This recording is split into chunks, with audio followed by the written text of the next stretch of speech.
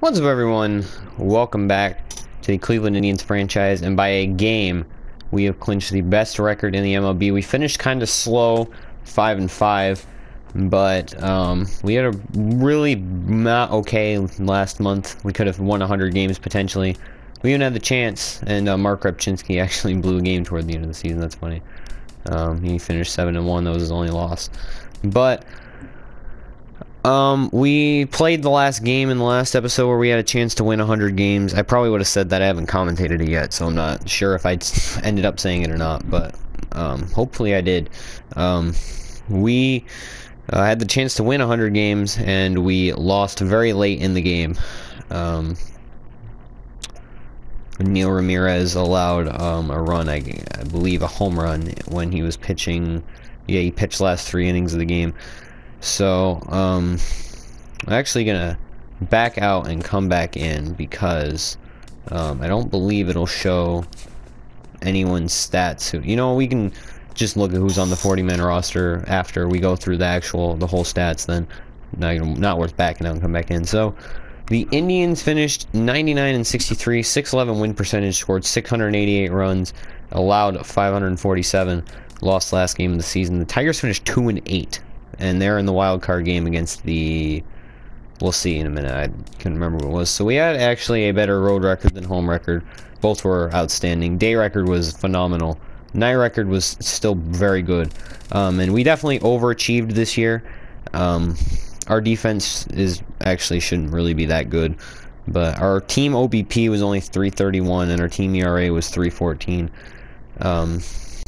So we definitely overachieved this year. Happy about that. And Tigers almost lost their wild card spot. That's hilarious. Actually, I don't know if they would have lost it. I think the Orioles would have lost it. Okay. They played a tiebreaker game. So they didn't even have it clinched anyway. They must have had a better head-to-head record than the Twins. Yeah, that makes sense. So I guess that's why there was an extra day I had to sim, because the Orioles and Twins played a game 163. Okay, that makes more sense now. We'll see. Let's look at the entire American League. So the Red Sox won the American League East. They will be taking on the Seattle Mariners, who have the second best record in the AL besides us. They finished 4 games back of that. They did score more runs than we did, though. We'll look at all those fancy stats in a minute. And the Rangers finished last in that division. The Royals actually finished last in our division. Every team was very good this year, though. The Royals had a very poor stretch to finish the season. They were slightly above 500 for most of the year, and they beat us like 3 times head-to-head. So, in games that I played, I don't know if I posted all of them, because, again, I play more games than I post, so... in the American League East, the Rays and Blue Jays finished last. The Yankees finished over 500 for the first time in 2 years. I don't think they finished last. I know they didn't finish over 500 last year, but I don't know about the year before when they also missed the playoffs. And the Red Sox returned to the playoffs after being in last, so they went from last to first to last to first again. So we'll see how next season unfolds for them. And the Orioles returned to the playoffs after a great year last year. And that's the AL. And that's the wild card situation. Worst record was the Rangers. Athletics finished, so the second worst record. National League East was won by the Marlins, so the World Series favorite, the Washington Nationals, ended up missing the playoffs altogether. They actually had the same record as the Braves, so that's very sad. And the Mets also finished 8 games out of the playoffs, despite having a season to build on from last year. And the Phillies are absolutely awful. They actually lost 100 games and finished 25 games out of the Marlins, who actually weren't even that great themselves. So they'll be going up against the Padres in the NLDS. So that'll be a decent matchup. And in the Central, they had the Cardinals and Brewers. Both had great seasons. The Brewers could have won the AL East, to be completely honest. They actually could have won the NL East, too. So the Easts were just bad this year. Cardinals and Brewers. So the Brewers and the Dodgers will be facing each other in the wild card games. The wild card game in the NL. So actually, the Dodgers went on a really hot stretch at the end of the year to beat the Giants out for a playoff spot. They finished 8-2. They'll be a nice team to watch go up against the Brewers. That'll be a really good game, I think, in this franchise anyway. Not in real life, because the Brewers would probably just get destroyed. But they're really good in this game for some reason. So Cardinals and Brewers. That division had the Reds finishing last, and the Cubs finished 18 games below 500. All right. Well, not 18 games. You know what I mean. They lost 18 more games than they won. And the Pirates finished at 500. They won't make the playoffs for the first time in 3 years. And in the West, they got the Padres and the Dodgers. The Giants finishing just over 500. The Rockies, actually, I think that was a better year than they had last year. And the Diamondbacks continue to suck. They're actually not the worst team, though, this time. They had the Reds and Phillies finished behind them.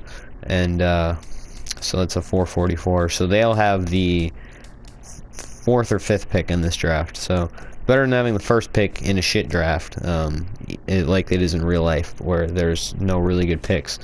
From what I've heard anyway. We'll just go around the board here. We'll do awards. So the MVP went to Jose Abreu, had 59 home runs, hit 279.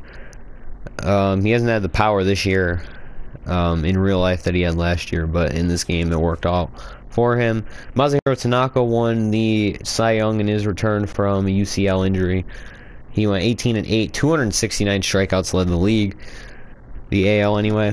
The batting title went to Miguel Cabrera at 320. It was a very weak year. John Jaso was actually the top batter through the last month of the season, and then he had a kind of cold stretch in the year. The reliever of the year went to Glenn Perkins. He had 52 saves. Actually, his ERA wasn't even that good, and he didn't have a whole lot of strikeouts, but just had a lot of saves. That's how the reliever of the year usually works. Mark Canha won Rookie of the Year just because he played all year, probably. He hit 271, 17 home runs, 56 RBI, 339 OBP. Hit a lot better versus lefties than righties. Also had 5 stolen bases this year, so maybe a bright future for him. Who knows? He's 26 already. Only see potential. He could be good. Who knows? Hank Aaron Award went to Mike Trout, 314 with 46 home runs. Awesome year from him. He probably should have won the MVP, but whatever. Gold Glove, Kevin Gossman, Brian McCann, Chris Davis, Robinson Cano, Chase Headley, Alcides Escobar, Michael Brantley, Adam Jones, Alex Rios. Silver Sluggers went to Salvador Perez, Miguel Cabrera, Jason Kipnis, Kyle Seager, who I believe that's his career high in RBI. Yeah, he had better than last year. Jed Lowry, Mike Trout, John Jaso, and Shin-Soo Choo.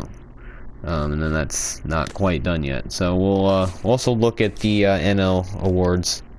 So you got Giancarlo Stanton winning the MVP, 318, 47 home runs. Madison Bumgarner wins the Cy Young Award, 20-7 with a 2.39 ERA, 223 strikeouts in 230 innings pitched. That's a lot of innings. How many did he have? 230. That's a really good strikeout total. Batting title went to Troy Tulowitzki, 335. Pretty good. And the NL definitely had a lot more average hitters, like hitters for average. And that's the 3rd year in a row Colorado Rocky has won the batting title. Yeah, Miguel Cabrera in the AL went the wrong way. Reliever of the year went to K-Rod. He actually had a really good year. 52 saves, 1.71 ERA, 53 strikeouts. That's a really good. Keep doing that. Sorry. Jorge Soler somehow. I guess he's maybe. Oh yeah, he should still be considered a rookie. Never mind. He had an okay year. 246, 23 home runs for a rookie. That's okay. Hank Aaron Award went to Giancarlo Stanton, 2nd year in a row for him. Gold Gloves went to James Shields, Yachty, Freddie Freeman, Donovan Solano. I guess he played enough innings this year or something. I don't know what happened there. Chris Johnson, Angelton Simmons, Christian Yelich, Eric Young Jr., Nick Markakis. So Braves had 4 Gold Glovers. That's crazy. 5, sorry. They had 5 Gold Glovers. That's insane. Silver Sluggers went to Buster Posey, Paul Goldschmidt. No surprise there. Almost had 100 RBI. That would have been his first year of doing that, I believe. Oh, maybe he had it 2 years ago. He should have won the MVP, but I couldn't remember. Neil Walker, Matt Carpenter, actually only had 7 home runs all year. That's crazy. Why is his power or contact versus lefties so bad? Troy Tulowitzki. I'm saying Troy like that's his nickname. His nickname's too low, but Giancarlo Stanton, Yasiel Puig, and Ryan Braun, all right fielders. So that does it for awards. Let's do team rankings, and we'll wrap it up with our individual player statistics. Oh, we gotta do league leaders too. Batting average, we finished 10th, so it's actually a lot better than I expected, to be completely honest. I expected it to be really bad. But we had a lot of hitters that are around the same area, that like that 270 area, because Jason Kipnis finished there too. Ben Revere finished slightly under. He had a cold streak to end the season. Not important. Runs, we finished third. Brandon Moss scored 78. Ben Revere scored 74. Brantley, so the top of the order did really good in scoring runs. Hits, we finished 11th, so just outside the top 10. Ben Revere led the team. Doubles, we could be up there. We got a lot of power guys. We're actually not, surprisingly. So we finished 18th in that. Michael Brantley had 40. Jason Kipnis almost had 30. Triples, I don't expect to be up there. We are not a very speed-oriented team. Yeah, Ben had 8, but then after that was Brantley, only had 5. Mike Trout had 10 triples on his own this year, so, and we only had 24 as a team. Actually, Mike Trout had more triples than the rest of his team combined. That's crazy. Home runs, we should be really high up there. We're actually only 7th. I expected to be top 5, but we really did kind of fall off at the end of the year, I guess. RBI, we're 4th. Brandon Moss led our team in both home runs and RBI. They usually go hand in hand. Stolen bases, we actually tied for 8th. Ben Revere had 44. Jason Kipnis had 24. And Michael Brantley had 10. So that's really good totals. Caught stealing, what's our steal percentage? I went to the bottom immediately. 74. So we're almost at 75%. It's really good. Michael Brantley didn't have a very high percentage, but Kipnis and Ben Revere both converted over 80% of their attempts, so I'm happy with that. Walks, we actually finished top 5, so that's good.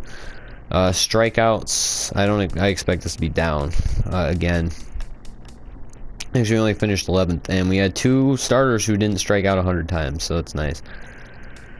Slugging, we finished 8th. On base, we finished 5th. That's awesome. Carlos Santana only had a 366 OBP. Total base doesn't matter. Plate appearance also doesn't matter. How bad were we at grounding into double plays? I don't remember doing it barely ever. We were actually really bad, apparently.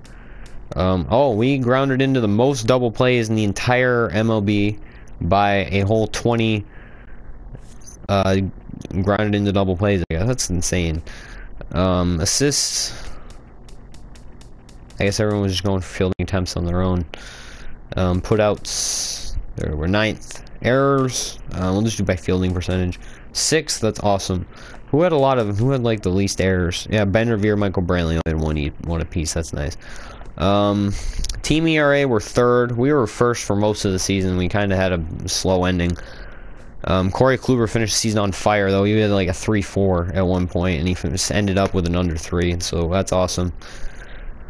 Complete games, we actually tied for 2nd, 1 short of the lead. Seattle had 22, we had 21. Kluber, Carrasco, and Salazar all pitched 5. They had Shashi Wakuma pitch 9 for them.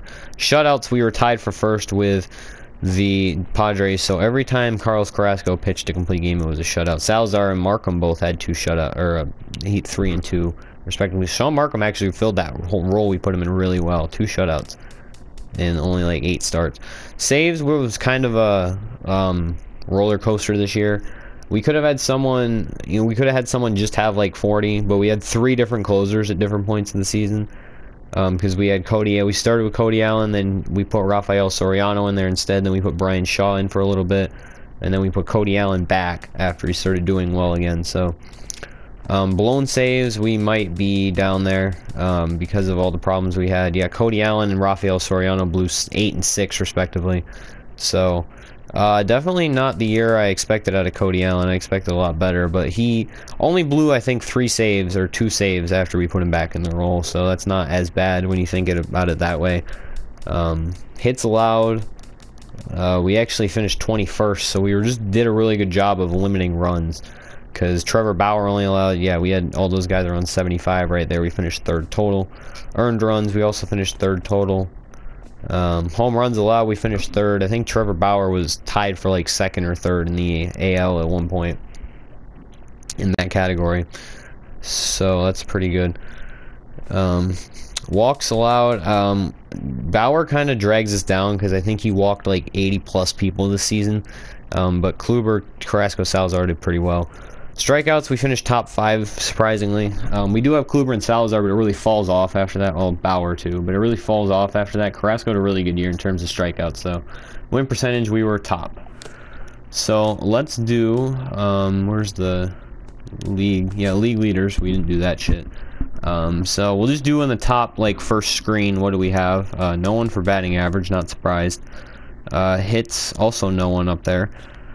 At bats, we have Ben Revere finished 11th with 637. Alcides Escobar and Devin Travis and Eric Ibar all came really close to having 600. Devin Travis only at 222. Why did they play him so much? Doubles, we had Michael Brantley at 40. That was tied for 4th with Mookie Betts, who had about the same season, just more stolen bases than Brantley. Brantley finished really well, too. We'll go over that in a bit. Ben Revere also up there at 7th, right ahead of Melky, right behind Jose Reyes of the Baltimore Orioles now, apparently. Triples, Ben Revere was up there with 8, tied for 4th with Adam Eaton. Home runs, Brandon Moss finished 5th. He finished significantly behind Mike Trout, who was in 4th, though. So, and Chris Carter at 281, are you kidding? That's ridiculous. Wow, he had a really good season. But yeah, he's finished significantly behind Mike Trout, and he's still like a top 10 guy because these guys all hit 30. Only 12 players in the AL hit 30 home runs. But Brandon Moss led the pack in that regard, whatever. RBI, actually no one up there. No, Brandon Moss is right here and tied for 7th, or not? Yeah, tied for 7th with Evan Gattis. So that's nice. Runs, no one up there. Stolen bases, Ben Revere in 3rd. Right behind Rajai Davis, way behind Craig Gentry, who actually had a really good OBP this year for Craig Gentry standards. Walks drawn, Carlos Santana and Brandon Moss are both up there. That's really strange that Brandon Moss is up there, and Carlos Santana I think should be higher because he'll probably draw another 100 walks this year too, but we'll see how this season goes in real life. Slugging, Jason Kipnis with a 479 slugging, so OPS, he is up there as well, 9th, 853, that's crazy.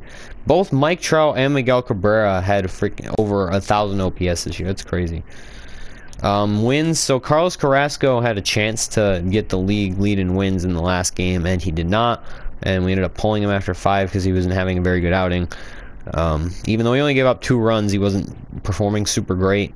And he really outperformed his peripherals this year, because that whip indicates that his ERA should be much higher. Not much higher, but like, yeah, significantly higher. Aaron Sanchez finished 3rd, tied for 3rd with wins. I find that hilarious because Aaron Sanchez is awful in real life, and he's not an 86, definitely not. And his walk should also not be that high, but Corey Kluber also finished tied for 12th with Nathan Eovaldi. Clay Buchholz, Kyle Gibson, Danny Salazar finished in that spot too. Yeah, all these guys had 14 wins. Losses, Carlos Carrasco also led the league in that, so he must have led the league in winning percentage. That's a really nice year out of him. Saves, he had Perkins, Nathan, but no one from us. ERA, Carlos Carrasco finished 8th. That's nice. Corey Kluber also finished top 10. Right behind Felix Hernandez and right ahead of Shelby Miller, who was traded mid-season to the Blue Jays. That would have been awesome if they could have gotten him beforehand, because now they're never going to get him. But Trevor Bauer led the league in home runs allowed, 14. Well, I guess he was the least in the league. He didn't really lead it. He led in not allowing home runs, and he needs to improve that walks per 9. It's kind of concerning, but we'll see. Carlos Carrasco tied for 3rd with shutouts, and Danny Salazar was tied for 9th. We'll see if anyone else was tied in that. Nope. Strikeouts, Corey Kluber finished 4th, right ahead of Taijuan Walker, right behind Jeff Samardzija, significantly behind Masahiro Tanaka. But he also pitched way more innings than almost anyone else besides King Felix. Complete games, there we go. Carlos Carrasco and Corey Kluber are both 10th in that. Yeah, innings pitched. These guys all pitched a lot of innings, and then it kind of falls off after that. It's more of a regular level with this Yordano Ventura and below. That's all normal, like, level for a high-end pitcher. You know, 220 to anywhere from like 210 to 220 is usually what your best pitcher is going to do. And Bud Norris is another player who really outperformed his peripherals this season. Whereas someone like Rick Porcello just did not do that. He got really unlucky. wow, Shashi Iwakuma actually had a really high ERA for what you would expect out of him. So Carlos Carrasco finished 4th in innings pitched, Corey Kluber 9th. Walks allowed, Corey Kluber actually finished 7th in the fewest walks allowed, so that's awesome. And whip, we don't have anyone up there. That's actually 120 is not that awful. I thought it was a lot, and usually it's a lot worse. Usually when you have like a 120 or ERA, it'll be like 3.5. But that's back to batting average. We'll just quickly gloss over if you want to see any of these, pause to see who your favorite players are in any of these categories and see if they led. Billy Hamilton led there, no surprise. Surprised Giancarlo Stanton had the most. Jimmy Nelson had the most wins in the Jimmy Nelson had the most wins in the MLB this year. That's crazy. And he's not even, yeah, he's just barely up there for innings pitched. Alright. Definitely a breakout year for him. He's got a bright future. And back to batting average. So now we'll do our own players, because I plan on doing quite a bit for this. Go in depth.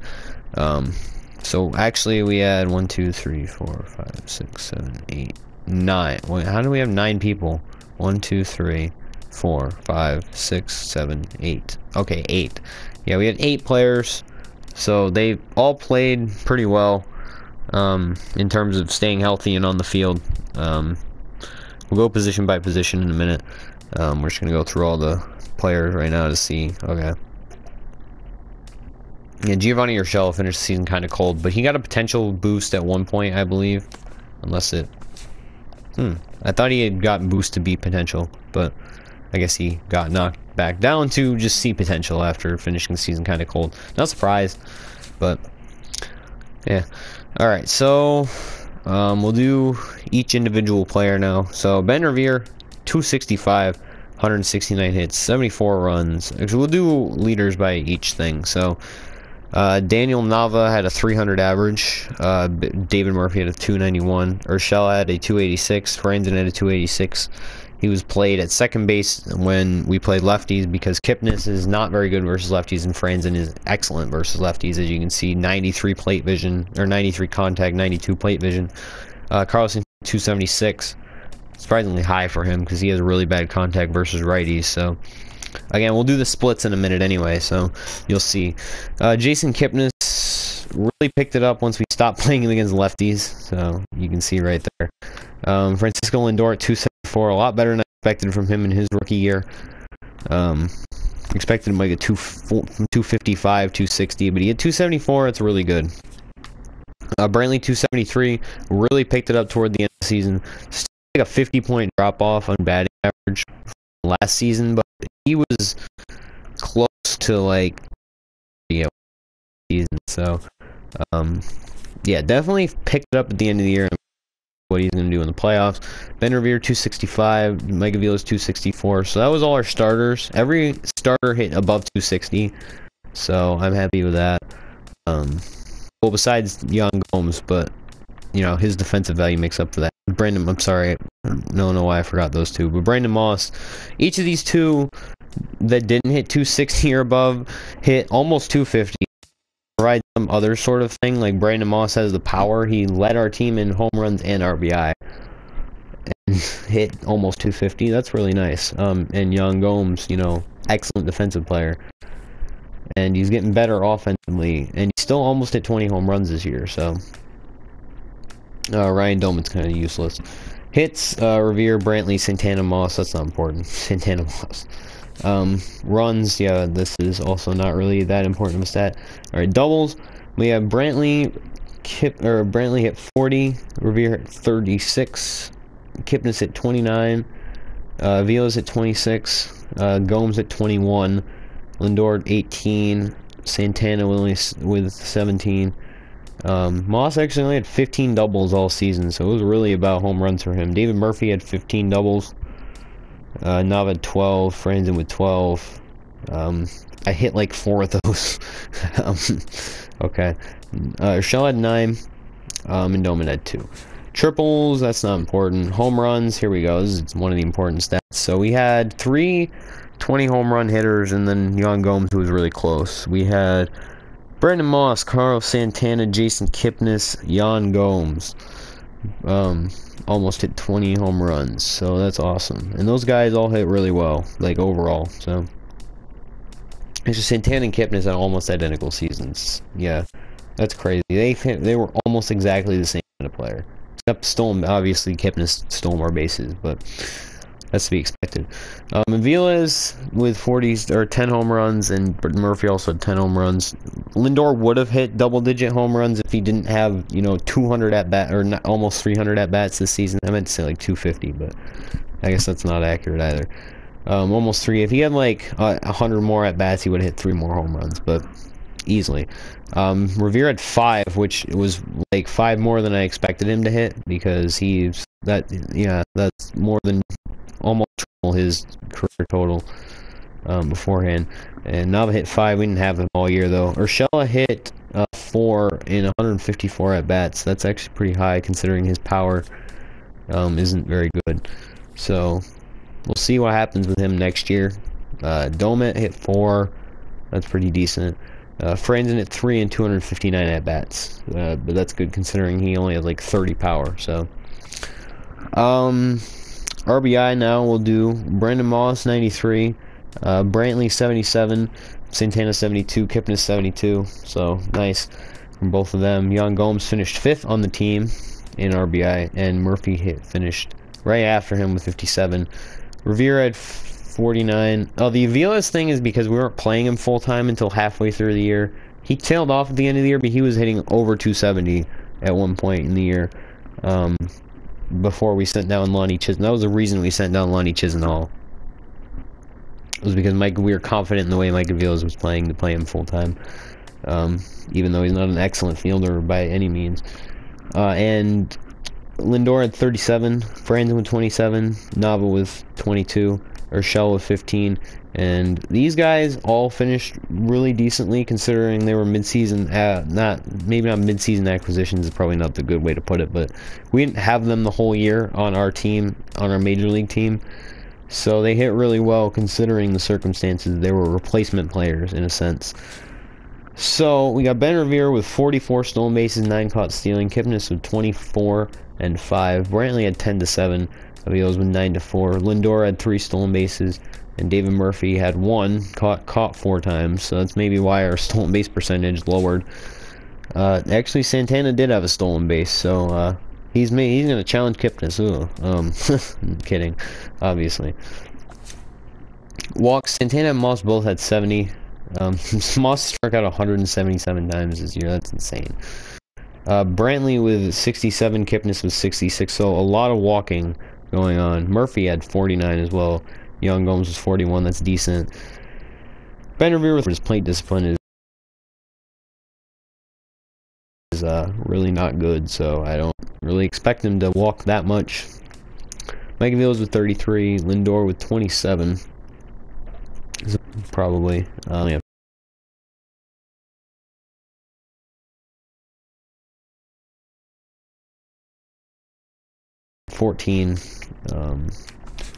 Strikeouts, Moss, Gomes, and Santana all finished over 100, and Kipnis was pretty close, and so was Lindor, but he's a rookie, and he also doesn't really have good plate discipline yet, so we'll see how that improves.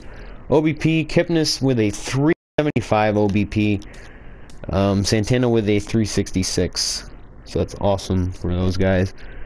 Murphy with a 364. He was definitely a breakout player this year. Performed well over expectations that I put on him, even though he actually did pretty good last year but he was a lot better this year. I didn't expect him to. He also got a potential boost because he started out as a C. I did not expect him to hit 291 with a 364 OBP that's good enough for 4th on the team. Did not expect that to happen in right field. I expected right field to be an area of issue that we were going to have to address in the offseason, but we can just re-sign David Murphy and play it out that way. Brantley, 352, 341 for Lindor, 335 for Moss, Franzen at 330, Urshela 325. Mike Aviles is only 319, Yan Gomes is 309, Revere actually has 306, but either he's, I don't know. It's hard to tell. Revere's a weird player, but he led the league in stolen bases. So that's definitely useful, even if his OBP is the second lowest on the team and by far the lowest out of any starter of us. So, whoops. We got to do pitchers. I need to get a drink first though, because throat is getting dry and this is running really long. So. I know ERA is not an accurate way to judge relievers, but I don't care because there's really no other way for me to do it. So, Corey Kluber, 14-8 with a 2.92 ERA, 26 of 29 in terms of quality starts. We'll do the rest of the stats in a minute. Carlos Carrasco, 18-6, 2.89 ERA, 23 of 33 in terms of quality starts. Trevor Bauer had a breakout year. 11-10, 3.13 ERA, 24-32 in terms of quality starts. Danny Salazar had a weird year. He had a really good first half, ERA below 3, kind of self-imploded, like well below 3. It was like 2.7. Kind of imploded in the second half. Did not have many quality starts in the second half. Zach McAllister, our fifth guy, who went on the DL. Toward the end of the season. He actually started out as a reliever and then was put into the rotation after we traded Gavin Floyd. Zach McAllister was put on the DL with a torn labrum, and he was having an excellent season at the time, but Sean Markham came in and stepped up, giving almost exactly the same production as Zach McAllister was. If you look at those stats, very similar. Actually, Markham was debatably better, but they're very similar in that. And I'm happy to have gotten the performance out of Sean Markham that I did. However, of course, him and Salazar will not be pitching in the postseason. They will be in the bullpen. We're going to go with Kluber, Carrasco, and Bauer, 3-man rotation. I like to run 3-man. At least at this point, it's the smartest option anyway. And then the bullpen, we'll look at this by ERA. So Wesley Wright 4.4, Oviedo 4.2. I'm not really happy with Wesley Wright.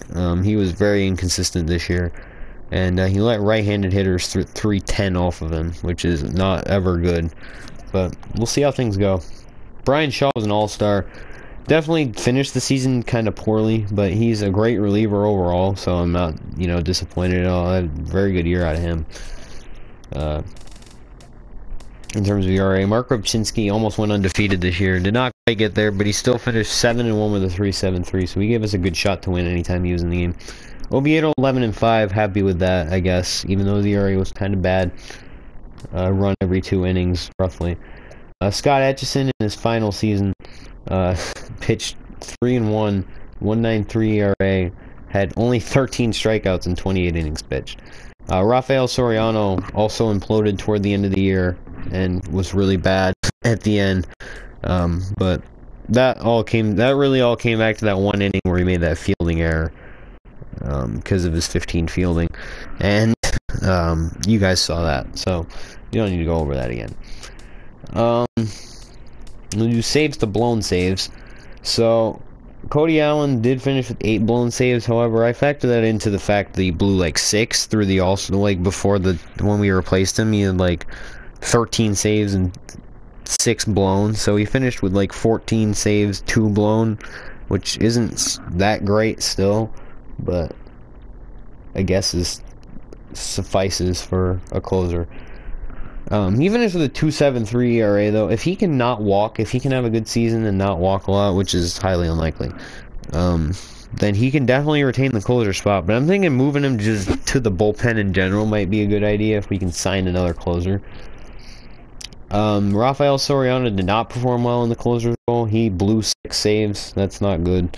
Brian Shaw definitely was not a good closer either because he blew 4 as a closer and had 7, so not very good. He was an excellent setup man, though. He was second on the team in innings behind Oviedo, even though he probably should have been first. Where is Atchison? Why did he only pitch 28 innings? He's down to a 66 now, but whatever. Any other stats we should probably go over? Strikeouts, Corey Kluber finished first. Salazar, 202. That's nice. Carrasco, Bauer. Expect more strikeouts out of Bauer, but his ratings aren't quite there yet. Oviedo with 82. Markham with 72. McAllister also with 72. Brian Shaw with 69. Cody Allen with 58. I expected a couple more out of him, considering that 90 K rate. 44. 39 for Atkinski. Only 13 for Atchison. The whip. Atchison 1.07. Soriano 1.13. Brian Shaw 1.16. 1.2 for Kluber. 1.28 for Carrasco and Salazar both. 1.3 for Allen. 1.35 for Oviedo. 1.35 for Mark. 1.42 for Bauer. So he got a lot of luck to go this way. Actually, his whip is only that bad because of his walk rate being horrendous. But okay, that's fine when you look at it that way. Wesley Wright and McAllister. McAllister's whip was really bad. Like, really bad. Wow. Matters face, wins at home, wins on those is unimportant shit. Batting average, that's important. No, it's not. This isn't the NL, so who cares? McAllister was 2 for 4 on the season. That's what you need to know. I like that they actually include this now, though, so that's cool. Yeah, I don't know why they have all these, though. That's ridiculous. Range factor is not important. So, A's per 9, Salazar, Wright, Cody Allen, Kinski, Power, all above it. That's awesome. And why doesn't it do walks per 9? That's stupid. But that's gonna wrap up. We're gonna do the playoffs. So let's see. All right, we'll sim this game. All right, so the Dodgers won. Yeah, the Brewers tried to come back, but the Dodgers ended up winning. And then the more important AL wildcard game is the Tigers. 10-1 win over the Baltimore Orioles. That's insane. They got really pissed off about that ALDS last year, where the Orioles won. I believe that. Yeah. Okay. I was second guessing myself for a second. I might be wrong on that anyway. So game 1 is going to be Corey Kluber versus Anibal Sanchez, and you're going to see Carlos Carrasco taking on Justin Verlander. You won't actually see that, but still. We're going to fix our pitching rotation right now. I want Bauer in there. Salazar is going to be our long man. Wesley Wright can go here. I did not want to switch him out for Brian Shaw. And Sean Markham can also go in right there. So, we're going to go Bauer, Carrasco, Kluber. Sounds good to me. I hope you can sim like that. So, we'll go Kluber and Sanchez. Carlos Carrasco, Justin Verlander. And then Trevor Bauer versus Alfredo Simon, game 3. And then it'll probably be Kluber versus Price, which will be an excellent game. Hopefully we actually get to play that. We're going to play first game and any elimination game. So, alright, thanks for watching, everyone, and we'll see you guys for game 1 of the playoffs.